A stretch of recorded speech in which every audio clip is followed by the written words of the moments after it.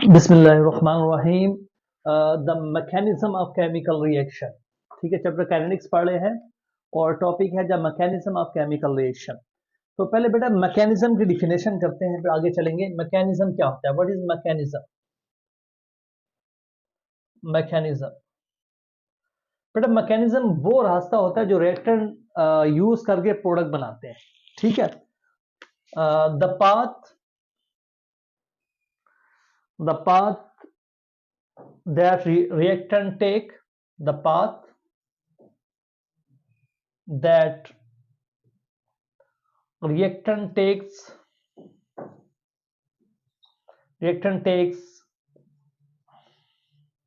to form product,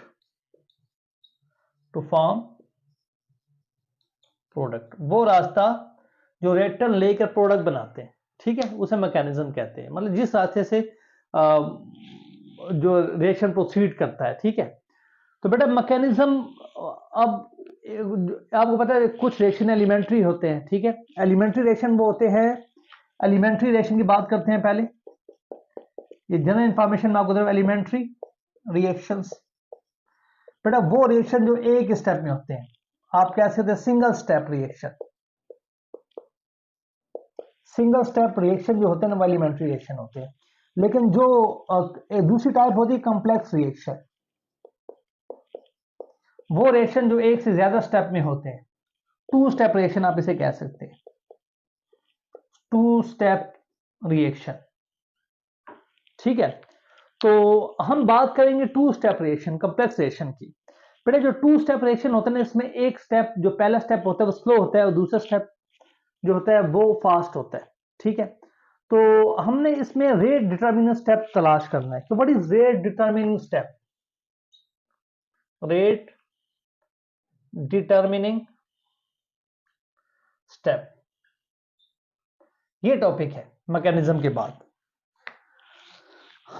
एक reaction है, मतलब वो दो स्टेप में हो रहा है, एक स्लो स्टेप है और एक फास्ट है। तो slow step is the rate determining step.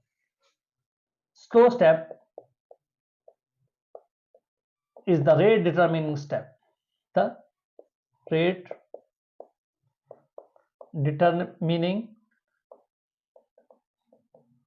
step, जो स्लो स्टेप होता है वही रेट डिटरमिनिंग स्टेप होता है। ठीक है, जैसे बेटा आपके पास एक एग्जांपल हम ले लेते हैं, लेकिन इससे पहले आप इन्होंने एक एग्जांपल दी हुई है। एक रिएक्शन उठाते हैं जिसमें दो स्टेप हो।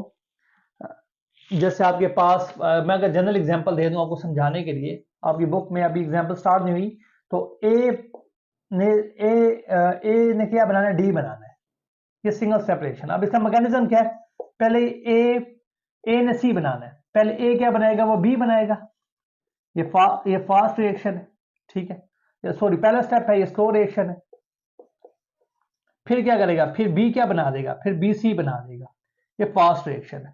अब इसमें रेट डिटरमिनिंग स्टेप कौन सा होगा? स्लो वाला। तो हम लिखेंगे आर इज इक्वल टू के ए, यहां पर जो भी पावर होगी ये 1 होगी। ठीक है, तो slow step is the rate determining step. एक रिएक्शन एक से ज्यादा स्टेप में हो रहा है, जो उसका स्लो स्टेप होगा वो रेट डिटरमिनिंग स्टेप होगा। अच्छा, अब एग्जांपल आपकी बुक में है 7.4। एग्जांपल 7.4। इस एग्जांपल में वो कहता है, उन्होंने एक रिएक्शन दिया हुआ है NO2CO, NO2 plus CO goes to NO plus CO2, NO plus CO2। ठीक है, तो इसका रेट क्या होगा? R is equal to K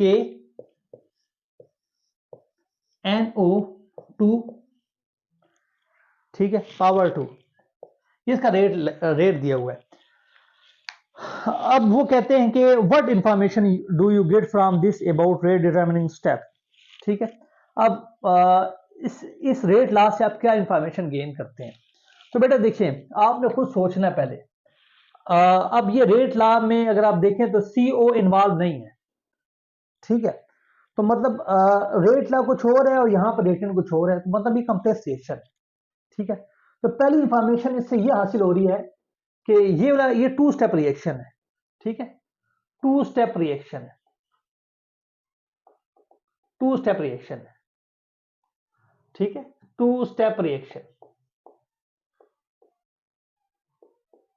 2 step reaction. जैसे मैं अगर इसका मैकेनिज्म लिख लूं, पहला स्टेप जो NO2 और NO2, देखें पहला स्टेप क्या है, NO2 plus NO2, slow step है, क्या बना रहा है, NO3 प्लस NO, ये पहला स्टेप, ठीक है, ये इसका पहला स्टेप। दूसरा स्टेप देखिए, दूसरे स्टेप में क्या हो रहा है, NO3CO, NO3CO, NO3 plus CO क्या बनाएगा, NO2 प्लस CO2। तो इसका ओवरऑल रिएक्शन अगर आप लिखें, तो ओवरऑल रिएक्शन में देखें आपके पास ये और ये क्या हो गया, आपस में कैंसिल हो गए, ठीक है, और ये और यहां से ये आपस में कैंसिल हो गए, ठीक है। बाकी क्या बचा है, बाकी ये बचा है NO2 plus CO goes to NO plus CO2, ये आपके पास रिएक्शन दोबारा आ गया। अब इसका स्लो स्टेप का जो रेट है वो क्या, स्लो स्टेप का, तो देखिए R इजिकल टू K और ये NO2 कितने हो गए, NO2 के ऊपर पावर 2 आ रही, क्योंकि ये 2 मॉलिक्यूल है, ठीक है। तो इसमें slow step is a rate determining step, एक तो हमें ये पता लगे 2 स्टेप रिएक्शन है, ठीक है।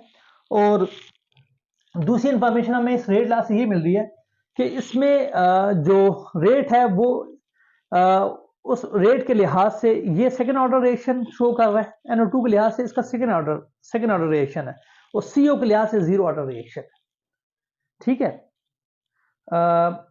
The reaction is second order with respect to NO2, zero with respect to CO, ठीक है, जीरो ऑर्डर है, zero order with respect to CO, ठीक है, एक तो ये पता लग रहा है इसमें। तो बेटा यही बातें हैं, ठीक है, इसमें आपने बस ये जो इंफॉर्मेशन है वो इसमें ये इंफॉर्मेशन मिली कि 2 स्टेप रिएक्शन है, पहला स्टेप स्लो है, दूसरा फास्ट है, और तीसरा इसमें CO2 के लिहाज से इसका जो ऑर्डर है वो जीरो है, बस ये बातें इसमें पता लग रही है, ठीक है। अच्छा, अब एग्जाम्पल 7.5, एग्जाम्पल 7.5, एग्जाम्पल 7.5, पर एग्जाम्पल 7.5 को देखें,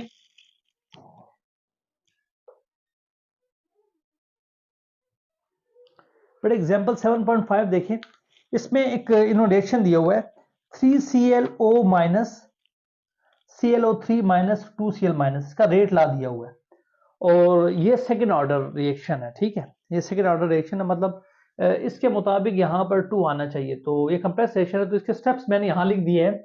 तो इसके मैकेनिज्म में पहले ClO माइनस ये स्लो स्टेप है, ये बनाएगा ClO2 प्लस Cl माइनस, फिर ClO2 plus ClO minus, ClO3 minus और प्लस Cl माइनस। अगर इस रिएक्शन को मैं ऐड करूं आपस में, ठीक है, ऐड करने से क्या होगा बेटा, आपके पास ऐड करने से कुछ कटिंग वगैरह होगी, तो आप देखें आपके पास ClO और यहां पर ये आपस में कैंसिल हो जाएगी, ठीक है, और कुछ ऐसा कैंसिल होने वाला, तो ClO माइनस यहां पर आ जाएगा ClO माइनस, ठीक है, और प्लस 2ClO माइनस, कितना हो जाएगा 3ClO माइनस, यहां पर आ जाएगा ClO3 minus plus 2Cl minus, ये 1 इससे आ जाएगा 3ClO minus goes to ClO3 minus plus 2Cl minus, ठीक है, और रिलेशन ये। अब स्लो स्टेप में आप देखें, स्लो स्टेप में कितने मॉलिक्यूल, कितने आयंस इन्वॉल्व है, 2 आयंस इन्वॉल्व है, तो यहाँ पर 1 है, यहाँ पर भी 1 है, तो इसका ऑर्डर 2 है, ठीक है। तो इससे बात प्रूफ हो रही है कि slowest step is the rate determining step, ठीक है। बड़े असेसमेंट करते हैं, आपकी बुक में असेसमेंट है, assessment 7.2, assessment 7.2, assessment 7.2, following reaction, एक रिएक्शन दिया हुआ है, which of the following mechanism is consist with the rate law. ठीक है, रिएक्शन दिया हुआ है और ये बता रहे कौन सा स्टेप इसके रेट लॉ के साथ मैच कर रहा है। ठीक है, तो देखिए रिएक्शन है 2NO2 plus F2 goes to 2NO2F। ठीक है, इसका रेट लॉ क्या है, R is equal to K NO2 और यहां पर क्या आ रहा है F2। ठीक है, तो दो इन्होंने ऑप्शन दिए हुए हैं, पहला स्लो स्टेप है। ठीक है, और दूसरा दो स्टेप दिए हुए हैं, उसमें पहले स्टेप में 2NO2 प्लस F2 और NO2 प्लस F2। दूसरा स्टेप जो है ना, ये दूसरा स्टेप इसमें इसका रेट डिटरमिनिंग स्टेप है, दूसरा स्टेप बी इसमें रेट डिटरमिनिंग स्टेप है। तो स्लो स्टेप कौन सा होगा इसमें, NO2 plus F goes to NO2F, ये स्लो स्टेप है और ये इसका रेट डिटरमिनिंग स्टेप होगा। अब इसका रेट लिखें तो आपके पास ये रेट वापस आ जाएगा।